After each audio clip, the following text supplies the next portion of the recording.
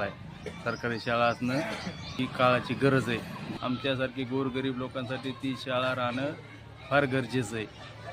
माझं शिक्षण केंद्रीय प्राथमिक शाळा राजेवाडीतच 7वी पर्यंत. पालकाचं म्हणणं आहे की त्या शाळेमध्ये राहिले पाहिजे आणि जिल्हा परिषद शाळा ही गोरगरीब लोकांची शाळा आहे.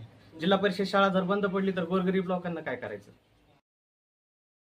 ही आहे बीडच्या माजलगाव तालुक्यामधील राजेगाव येथील जिल्हा परिषदेची प्राथमिक शाळा. 167 पटसंख्या असलेल्या या शाळेमध्ये 4 शिक्षक अध्यापनाचे काम करतात. मागील काही वर्षापासून विद्यार्थ्यांअभावी 6वी व 7वीचे वर्ग बंद पडले होते. यावर्षी मात्र 6वीच्या वर्गामध्ये 24 विद्यार्थी शिक्षण घेत आहेत.